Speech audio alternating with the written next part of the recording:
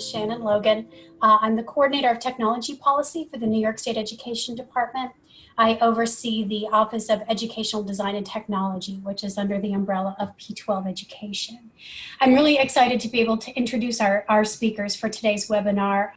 My office has worked with Education Superhighway and Grace for more than 5 years, and primarily on efforts related to increasing broadband access in our P-12 school buildings. But as we know, COVID pandemic has put a spotlight on the need to expand our idea of school from a physical building to any location where students are participating and learning, and also addressing the need for all of our students to have sufficient access to devices and high-speed internet in order to participate fully in learning. We have different organizations across the state and the country who have provided estimates on how many New York State students have or don't have access. And the numbers vary, but the conclusion is the same for us. Far too many of our students fall on the wrong side of the digital divide. And we believe very strongly that sufficient access to computing devices and high-speed internet is a matter of educational equity. As I said, in order to address the problem, we need to understand the problem. In the spring, NYSED did ask P-12 schools to complete a digital equity survey to provide information on student and teacher access to devices and to internet in their places of residence. While we didn't receive responses from all of our schools, we only had about 50% of schools responding. The data we did receive shows that the digital divide is very real and a very significant concern in our state. This data collection did give us some useful information, but in order to better serve our students, our families, and our educators, it really is imperative that NYSED have a complete and accurate picture of the state of digital equity for New York students and teachers. Just so everybody knows, and we have been announcing in various channels, we will be conducting 2 additional data collections this fall. One will be a survey. We're re-releasing the survey that we did in the spring with the expectation that all P-12 public schools respond. And we're adding digital equity questions to our annual data collection efforts as well. Our leadership has also been very clear that this will not be a one-off for this school year, but will be information that we are going to be asking and expecting that schools will be collecting on an annual basis and an ongoing basis. I know that this work is not unique to New York, and even though we face significant challenges in our states, when I have had the opportunity to collaborate with colleagues in other states in my role or various other roles, we know that our colleagues in other states are concerned and are working on the same issues that we are here in New York, and are working to develop ways to address and advance equity, digital equity in their states. And that brings me back to our webinar today and our wonderful presenters for this afternoon. I'm going to let Grace and Ellen introduce themselves and their organization, Education Superhighway, and the work that they are doing. We are very excited to hear from them, to hear their recommendations, their best practices. Grace, I turn things over to you. Thank you so much. Thank you, Shannon, for the warm welcome. And yes, we have worked closely with NYSED, the RICS, some of the BOCES, and many other groups in New York for some time now. So it's been a great partnership. We're excited to be here today. My name is Grace Ting. I'm a State Engagement Director at Education Superhighway, and I will be kicking things off with our portion of the presentation, and then you will be hearing from my colleague, Ellen Goldich, who is our Program Director. And Ellen will be walking us through the playbook, tools, and resources that we've developed to support districts with coordinating and conducting effective outreach campaigns to families, really in order to understand and support their home digital access situation. So a little bit about us. This is being presented as part of Education Superhighway's Digital Bridge K-12 initiative. We are a national nonprofit with the mission to connect all K-12 students across the country to high-speed broadband. And we launched this Digital Bridge K-12 initiative this past spring to help school leaders navigate the connectivity challenges associated with the shift to remote learning brought on by the coronavirus pandemic. When I say shift, I say obviously rapid, all of a sudden shift. We've developed guidance, tools and resources based on best practices and learnings from districts and states across the country to help schools prepare for sort of an unprecedented time and close the digital divide for all learners. So we encourage you to check out our website, digitalbridgek12.org, to learn more about this work, and you'll see all of the resources we're going to talk about today, as well as some other things that we won't get to. And I guess last, I should add, because I often forget to say, that we are fully philanthropically funded. So there is no cost for any of the resources and tools we've created or for any of the work that we do. This digital equity gap is clearly being felt by educators and families across the country. I'm sure I don't have to tell you, as teaching and learning has been upended since COVID hit last spring. And as Shannon was just talking about, especially so for the millions of students across the country, and by our estimates, over 550,000 in New York, who didn't have access to devices and or internet access at home at that time, making it near impossible for those students to keep up with their peers during COVID. And of course, the students impacted by this digital divide are disproportionately from low-income families and students of color. And students in some rural areas may face barriers where broadband services are simply not available. So as Shannon was saying in her introduction, we really are trying to address getting a very good understanding of the true magnitude, not just estimates of this problem, so that we can really address it. And so while obstacles certainly vary, school districts from urban cities to rural counties, I think, face a couple universal challenges. The first is this lack of good data and knowing specifically which students and families don't have internet access at home. For the most part, this just really wasn't information that school districts were collecting prior to the pandemic. And the second, of course, is actually deploying solutions to get these families connected, which is dependent on that understanding of the need. So we'll be focusing on the first challenge in today's webinar, as really understanding that need is the first step to effectively deploying the right solutions. And we have some other resources on our website that do talk about some connectivity solutions and other things. But again, today we're really going to be focusing on this piece of assessing the need. So I think you'll see again, Shannon mentioned this, and reiterating again, the task at hand right now is simply, moving beyond simply having an estimate of the percentage of students who lack home access, or knowing some of them who don't have access, and getting to the point where we know the home access situation for 100% of our students. And again, we need to understand specifically which students lack access so we can actually get them all connected. We've been engaging in some work with the Council of Chief State School Officers and other organizations to tackle this problem. And a lot of the work is first kind of talking about why, right, and reminding everybody why this data is so important, and that it allow education leaders, certainly at the district level, but also at the state level and regional folks as well, to quantify the impact of the digital divide, understand the effect on learning outcomes, target resources appropriately to the students most in need, determine effective solutions, and of course, advocate for the funding that is necessary to close this digital access gap. Many districts, of course, acted quickly this past spring. Shannon was just talking about efforts in New York to survey families and do whatever they could to support these families with devices and connectivity so that distance learning could commence and continue. From talking with many districts across the country, we heard about a few common barriers that folks faced. First was just inaccurate responses, as it can be quite challenging to ask families the right questions to get the information that you need.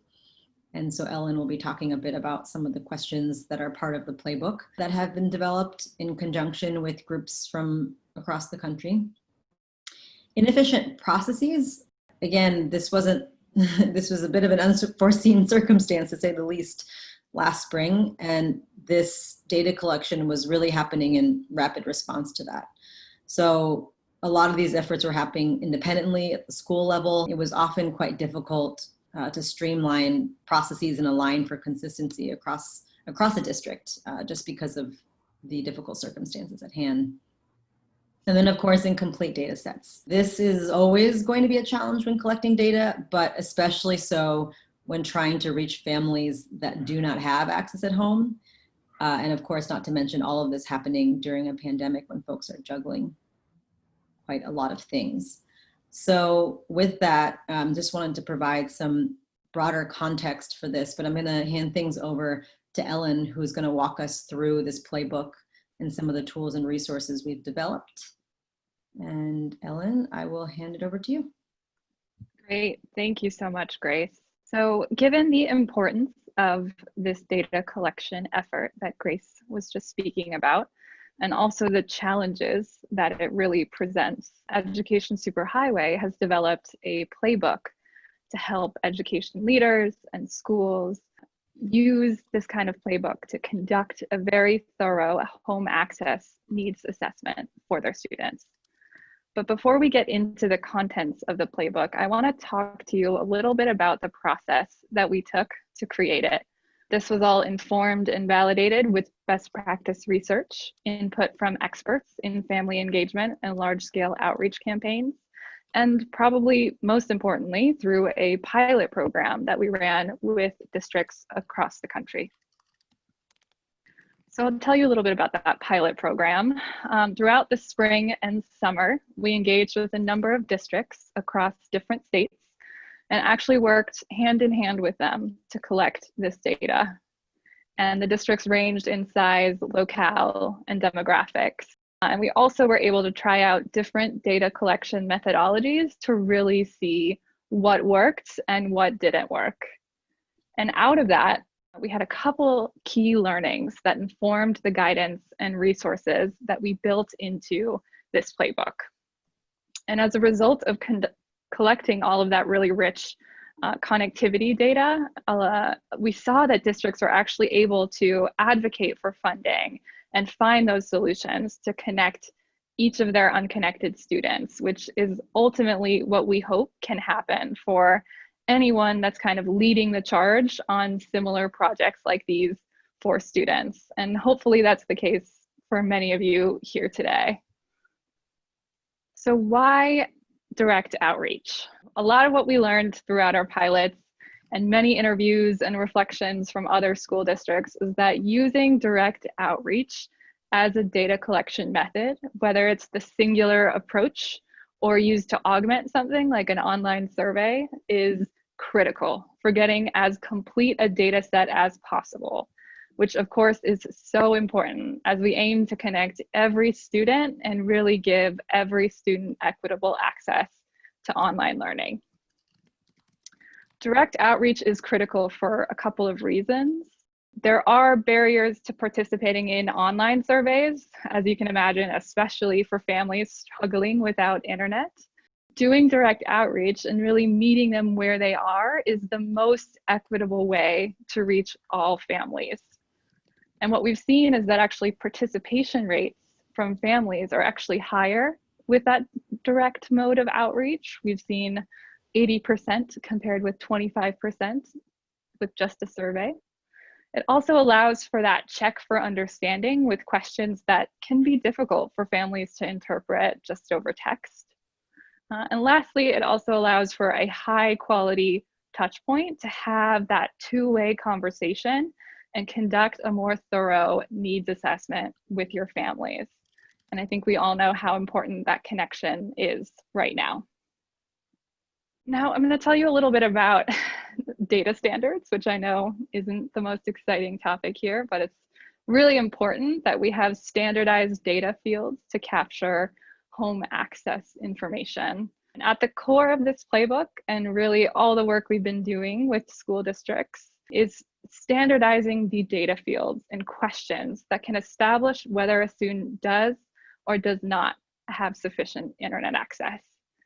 So to get national buy-in on those standardized fields, we've been working with the Council of Chief State School Officers, as Grace mentioned, which has convened a number of state CIOs as well as data standards organizations to establish a blueprint for other state leaders. And within that blueprint is a set of recommended data fields, questions, and corresponding answer choices that can help every school district determine essentially access and sufficiency across both the device and internet access categories. So one, does a student have a dedicated learning device that supports online learning? And then two, does a student have sufficient internet access to actually support that online learning, ideally without interruption?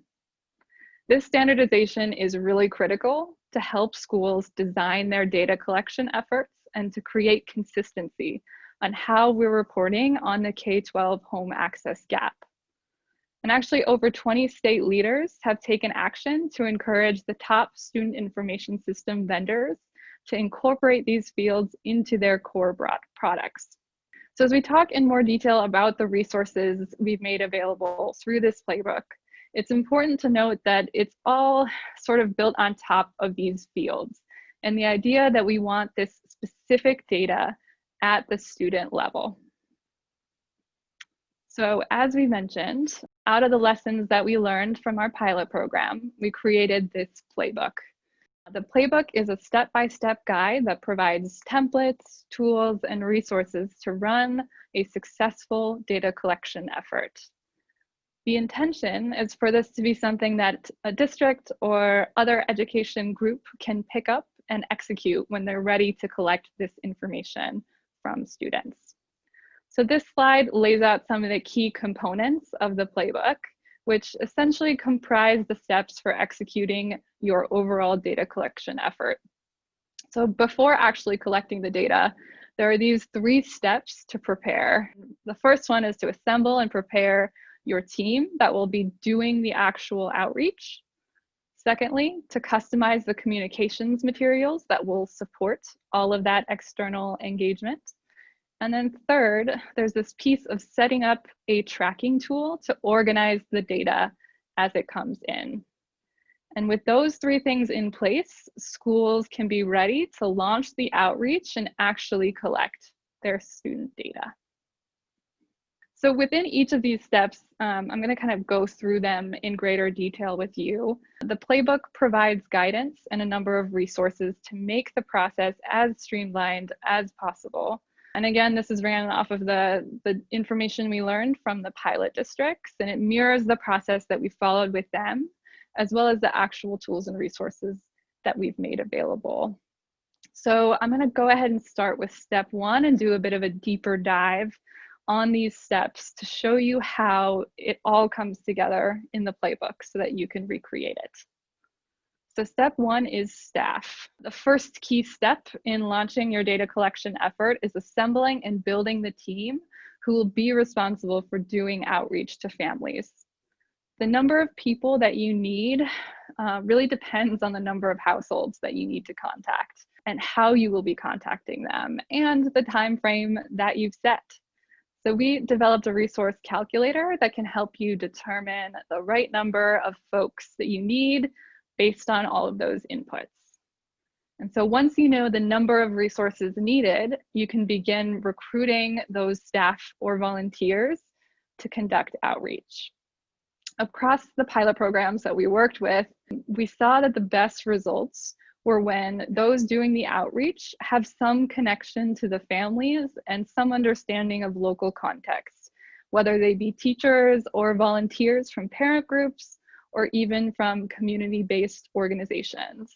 You should also ensure that you can reach out to families in their home language if possible. That has been tremendously helpful from what we've seen. And you may also consider providing compensation specifically for the staffing of this effort, though volunteers can be successful as long as you're providing the right tools, training, and structure. And we'll talk a little bit more about that later. The last step before actually going into the outreach is to create a schedule and train your staff. And in our pilot programs, we found that this step was critical to success and it shouldn't be overlooked. We think training sessions provide important context about the data that you're collecting. And they also give folks that nice introduction to scripts that they can use, tracking tools, and tactics for getting complete and accurate information out of every conversation that they have. You can also use the training as an opportunity to set expectations with your outreach staff and confirm logistics like their schedules. We created a training presentation and some corresponding materials that you can customize for your needs. So I'll make sure you guys have access to all of these different things after the webinar today. All right, so step 2 is all about customizing communications materials. The next step is to equip both the outreach staff and your communications team with the scripts and messaging that they need to do this.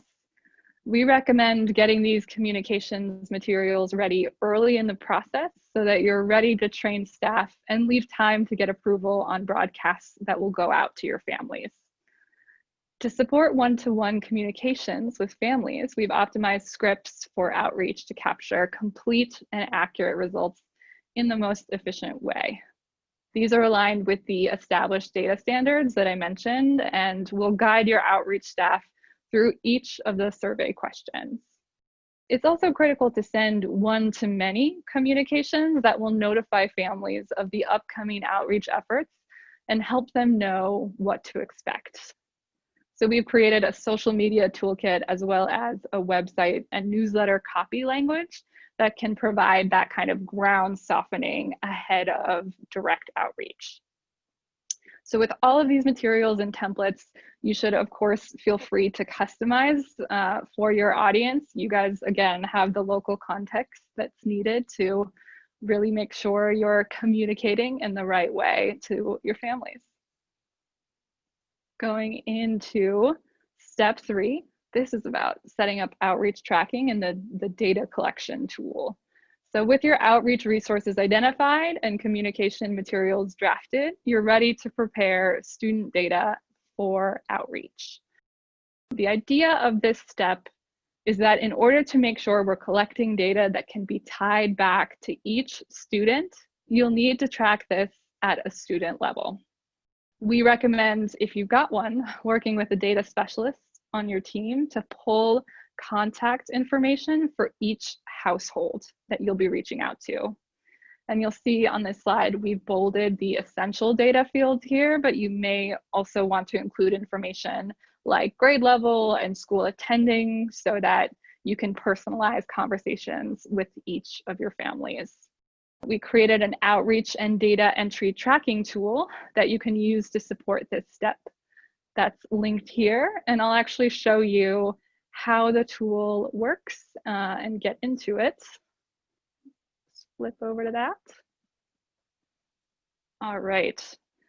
So we know that some districts might use automated tools for calling or even texting, but what we've found is that the majority are tracking a lot of this stuff in spreadsheets because it's free and it's a pretty straightforward solution. So we wanted to create a spreadsheet tool that can be easily adopted by anyone. So this is what we officially refer to as the data entry and outreach tracking tool, otherwise known lovingly as the magic spreadsheet. The key features of this are that after you upload your contact data for each household, which you put into the All Students tab here, you then input information on your callers. So in this case, Severus Snape will be calling Harry Potter. Not sure how that's going to work.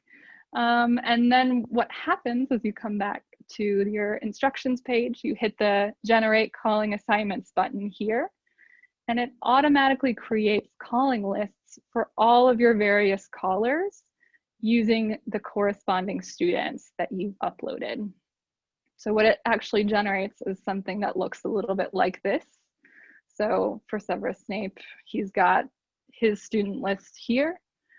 He can then input information on his calling attempts, when they were, what the outcomes were, answers to the questions from each student with really nice drop downs that give you all of the relevant options, and notes, as well as any updated phone number information, because what we found is that a lot of times when you're calling families from the SIS information, it may not necessarily be up to date with their correct phone numbers. So we've built that into to this as well.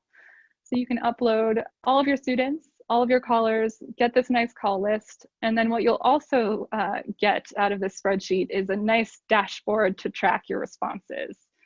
So you can see as you start inputting in, the callers start inputting data that they get back from the families, they start to see this data populated with all of the relevant information on their status on internet, their status with devices, and anything else that you'd like to ask. You can also download this information as a PDF if you'd like to share it with any other leaders, your superintendent, or anyone like that would like to see it.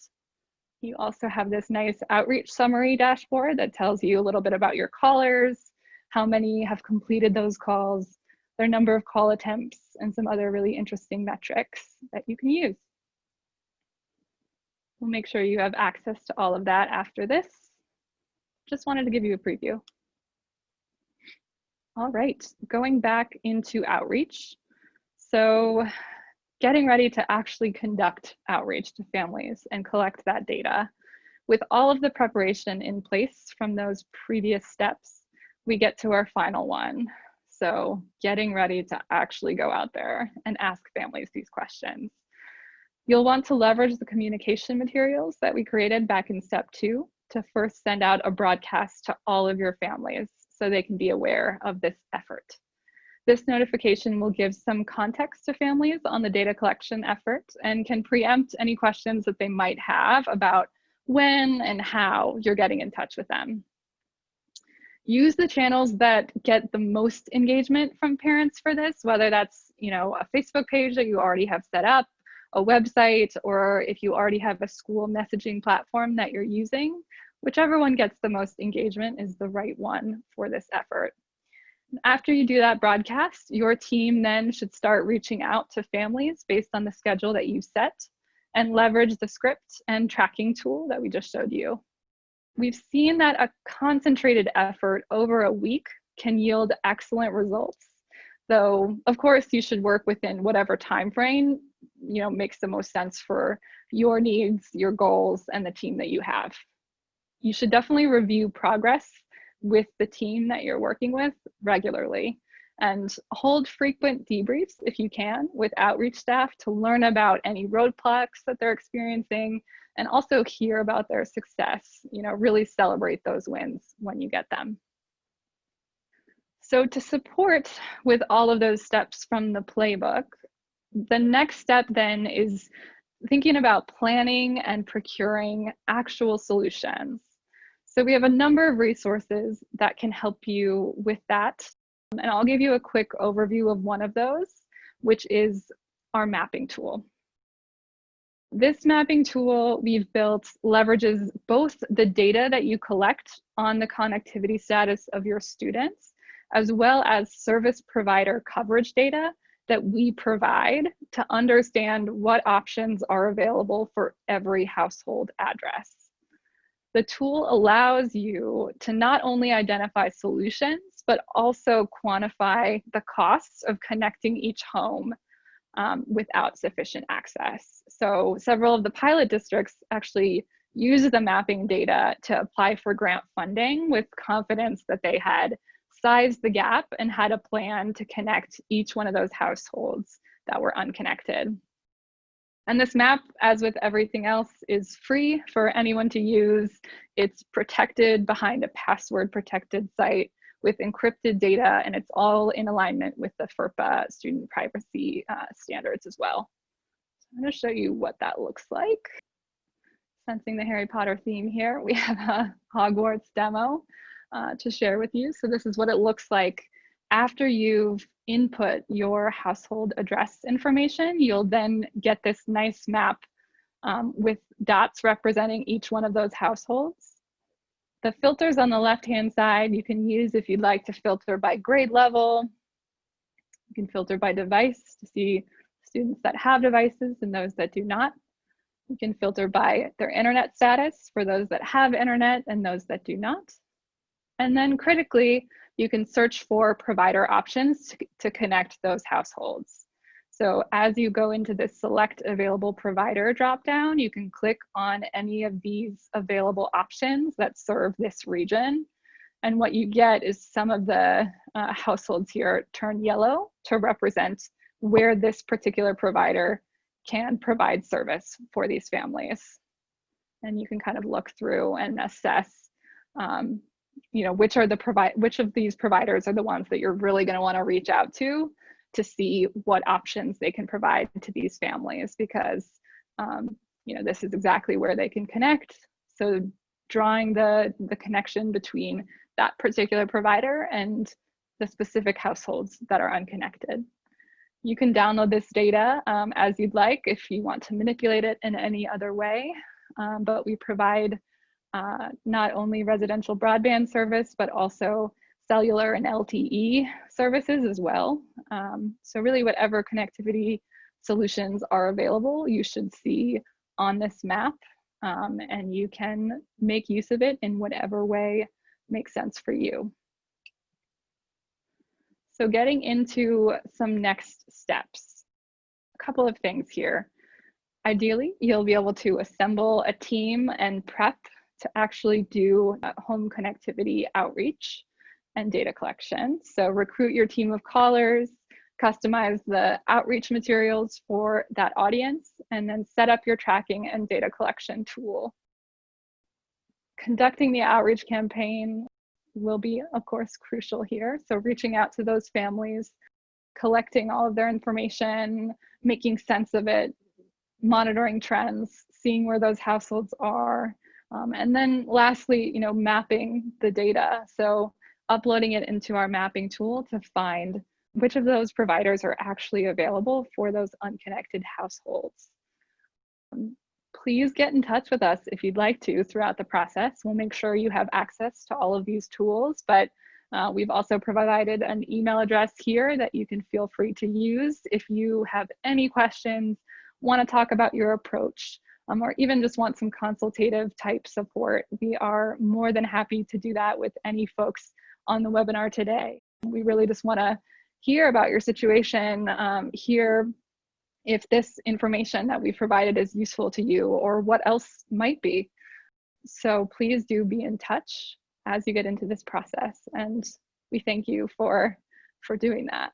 But let's get into the last little section here, which is just wanted to point out some additional resources that we have on our Digital Bridge site. Of course, couldn't show you everything on the webinar today, but we do have some additional pieces here. Things you can look at, like, what are the low-cost residential broadband solutions that you might want to recommend to families? How do you go about actually procuring those solutions? How do you go about working with the ISPs in your area? What might a procurement process look like with an actual RFP, a request for proposal? And what other guidance you might need to actually get into buying solutions or recommending solutions for families, whatever mode of sort of connectivity solutions you'd like to deploy. Thank you so much. Thank you, Grace. Thank you, Ellen. Thank you for this presentation. This has been incredibly informative. I hope all of our attendees have gotten a lot out of the presentation. I know I have. Thank you. Bye, everybody. Thanks so much.